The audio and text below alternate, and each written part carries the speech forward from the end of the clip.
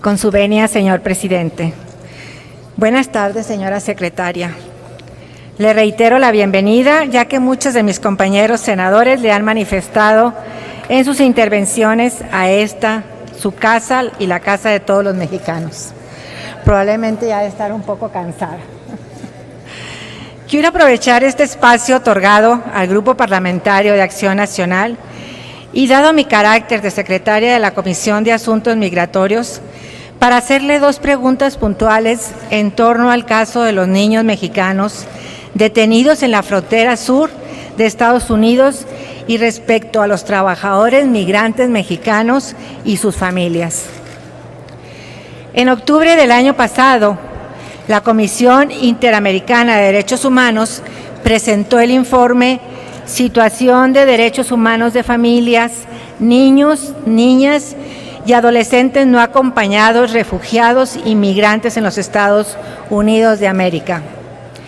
Este informe es revelador por cuanto hace a las omisiones del gobierno a cargo del presidente Peña Nieto, en especial en el caso de las niñas, niños y adolescentes no acompañados. La Comisión Interamericana de Derechos Humanos expone la dificultad que enfrenta este grupo al llegar a Estados Unidos, al no poder acceder a mecanismos de protección internacional, misma que deberían encontrar en el apoyo consular. Además, observó que se aplica incorrectamente la ley de Estados Unidos por parte de los agentes fronterizos.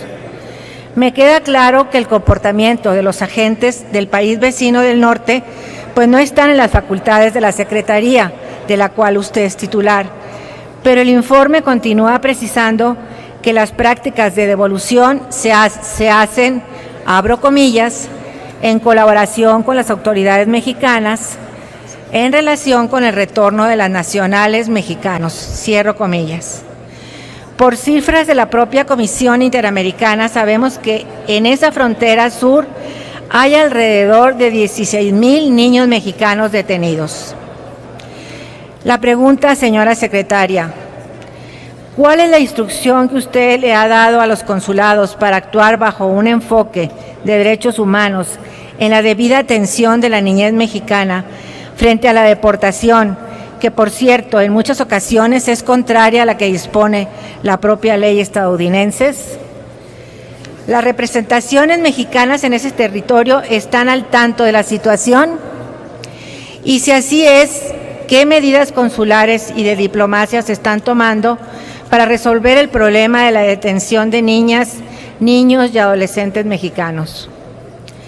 Ahora, por el otro lado, me gustaría aprovechar la ocasión para mencionar que en el inciso B de la fracción primera del artículo 73 de la Convención Internacional sobre la protección de los derechos de todos los trabajadores migratorios y de sus familiares, que firmó México en 1990 y ratificó en 1999, se ordena que los países parte presentan, abro comillas, un informe sobre las medidas legislativas, judiciales, administrativas y de otra índole que hayan adoptado para dar efecto a las disposiciones de la presente convención, cierro comillas, la cual debe acontecer cada 5 años. El último informe data del año 2010. Cabe señalar que en la página web de la Secretaría de Relaciones Exteriores aparecen ligas para acceder a los informes pasados, 2005-2010. Sin embargo, no funciona. Y en el mismo artículo mencionado de la Convención, en su fracción cuarta, dice a la letra: los Estados partes darán una amplia difusión pública a sus informes en sus propios países, asunto que no está pasando en México. Entiendo que el comité de esta convención ya envió a México las preguntas del seguimiento sobre el informe 2015. ¿Ya existe el informe? De no ser así, ¿cuándo podemos consultarlo? Agradeceré mucho sus respuestas. Muchas gracias, senadora Silvia Leticia Martínez. Tiene uso la palabra, señora canciller. Muchas gracias, senadora.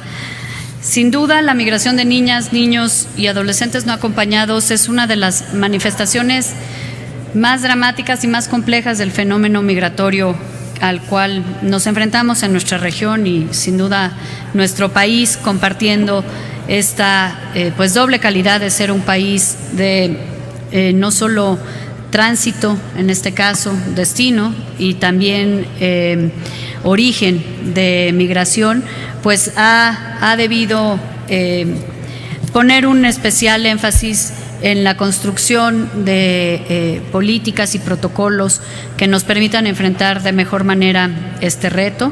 Aquí hemos ya compartido algunos de los compromisos expresados por el presidente Peña Nieto en la cumbre sobre refugiados en septiembre, pero también hemos buscado actualizar nuestro marco jurídico, por ejemplo, buscando arreglos específicos locales de repatriación entre nuestras autoridades y Estados Unidos, fijando procedimientos específicos para la repatriación de niños, niñas o adolescentes migrantes no acompañados, para buscar que esta repatriación sea pues más coordinada, en horas apropiadas, que se les tenga en centros especiales. Yo misma he visitado algunos en el estado de Nueva York, por ejemplo, es uno de los más grandes que tiene Estados Unidos, y donde he podido constatar la condición en la que están y el acompañamiento permanente de nuestro personal consular. También hemos suscrito un protocolo para la atención consular de niñas, niños y adolescentes migrantes no acompañados, que desarrollamos en colaboración con UNICEF y con un grupo de consultores especialistas, y de la misma manera hemos actualizado y construido mecanismos de este tipo con los países del Triángulo Norte, por ejemplo, para asegurar que lo mismo que pedimos para nuestros niños que están en Estados Unidos, podamos nosotros cumplir y darle el mismo estándar de cuidado de calidad y de protección a los niños migrantes de otros países que se encuentran en nuestro territorio. Hemos buscado que este sea un tema presente en nuestro diálogo bilateral con Estados Unidos, desde luego, como lo es en nuestro diálogo bilateral, pero también regional con los países de Centroamérica, y hemos buscado fortalecer alianzas estratégicas con organismos de la sociedad civil y con organismos internacionales que nos ayuden en esta difícil tarea y tan compleja de atender a esta población migrante que es vulnerable entre la vulnerable, como son los niños y niñas migrantes. Y en ese sentido, pues hemos buscado también fortalecer nuestras capacidades a través de talleres para nuestro personal, y también brindando talleres, incluso en muchos casos atención a nacionales de otros países que a través de nuestro personal consular también brindamos servicios y protección, no solo compartiendo nuestras mejores prácticas, sino, insisto, fortaleciendo las capacidades institucionales de los países del Triángulo Norte en Estados Unidos a través de nuestras propias representaciones. Sin duda, este es un tema que a todos nos preocupa mucho, porque es, insisto, una población extremadamente vulnerable. Por eso es central en nuestro diálogo con Estados Unidos, por eso nuestro personal consular tiene un mandato muy claro de atender de manera prioritaria los casos donde identificamos que hay menores mexicanos, de verificar que los centros en donde están resguardados sean centros para menores, y se les da una prioridad en la atención judicial de sus casos individuales para determinar de la manera más eficiente y más rápida cuál es la calidad, particular, legal, a la que se pueden acoger, ya sea para reunificación familiar en Estados Unidos o para una repatriación rápida, segura y ordenada. Tenemos en ese sentido también distintos memoranda de retorno asistido con distintos países, nosotros con Estados Unidos, pero también con los países del Triángulo Norte, insisto, para que el trato que damos a los migrantes de otros países, particularmente los menores, sea igual al que exigimos para nuestros migrantes, niños y niñas y adolescentes en Estados Unidos. Respecto al tema de los derechos laborales, senadora, decirle que estamos totalmente comprometidos en este gobierno y en esta Cancillería con la defensa de los derechos de nuestros nacionales, no importando cuál sea su estatus migratorio. Tan solo este año, en agosto de este año, la Red Consular de México en Estados Unidos llevó a cabo la 8ª Semana de Derechos Laborales. Esta iniciativa busca informar a los trabajadores mexicanos en Estados Unidos sobre sus derechos, sobre las instancias a las que pueden acudir para reivindicar o hacer valer, hacer cumplir sus derechos, donde además se aprovecha para reivindicar la aportación y la importancia de nuestros migrantes en la fuerza laboral y en la economía de Estados Unidos. Y para hacer un comparativo, hace 8 años que hizo la Cancillería la primera semana de derechos laborales en Estados Unidos, en el año 2009, participaron 15 consulados, se realizaron 169 eventos y se atendió a 18,000 personas. Este año hemos progresivamente ido ampliando el alcance y la participación de esta semana, y este año, en 2016, participaron los 50 consulados, se realizaron casi 1,000 eventos informativos y se atendió a casi 60,000 personas.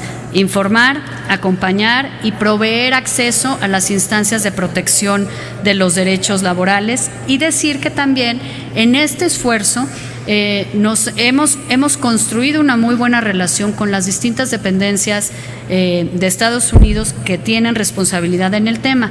Nos acompaña el Departamento del Trabajo, por ejemplo, la Junta Nacional de Derechos Laborales, la Comisión de Igualdad de Oportunidades en el Empleo, y distintas organizaciones también de la sociedad civil que están involucradas en el respeto de los derechos laborales de los migrantes en Estados Unidos.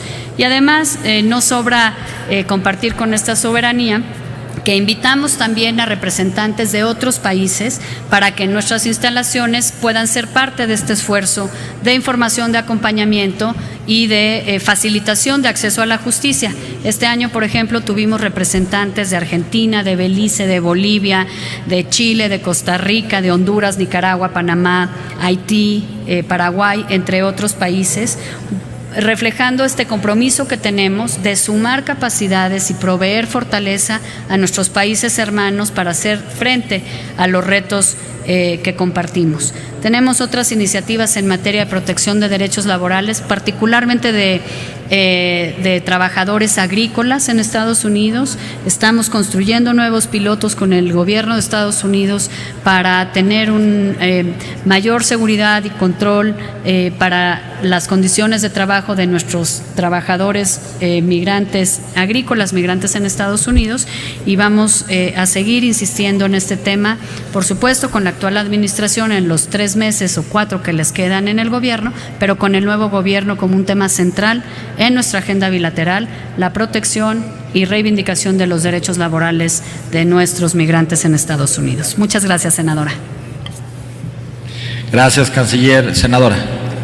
Muchas gracias por su información, pero quisiera nomás reiterarle los datos de la Comisión Interamericana de Derechos Humanos a que me referí con antelación fueron reportados en 2015. Sin embargo, tenemos un fuerte problema para saber con certeza cuál es la situación de las niñas y niños mexicanos migrantes.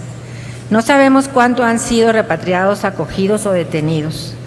Ante la opacidad del gobierno federal no tenemos cifras precisas, porque aunque el Registro Nacional de Población e Identificación Personal, RENAPO, está trabajando en un censo que informe la situación migratoria, el gobierno ha dejado de esta labor como no prioritaria ya desde 2011. La Fundación Appleseed ya recomendaba que se hiciera un sistema de información compartida, porque los datos están separados y sin coordinación entre el DIF, el Instituto Nacional de Migración y la Secretaría de Relaciones Exteriores. Esto genera una gran cantidad de lagunas que violan el principio del interés superior de la niñez. A la Secretaría a su cargo le correspondía tener un registro completamente claro de todos los mexicanos fuera de México y del cual es su situación migratoria. La información es la herramienta más valiosa para decidir adecuadamente las políticas que deben implementarse en materia de derechos humanos en este sentido. De lo contrario, estamos desamparando a las niñas, niños y adolescentes y mexicanos en general en el plano internacional.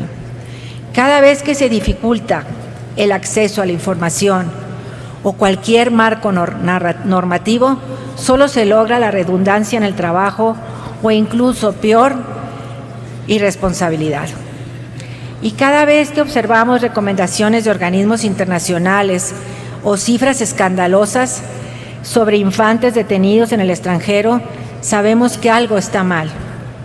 No es necesario que sean 16,000 la deportación de un solo niño. Es suficiente para repensar si el trabajo de los consulados y su perspectiva de derechos humanos es correcto. Que tenga buena tarde, secretario. Gracias. Gracias, senadora Silvia Leticia Martínez Elizón.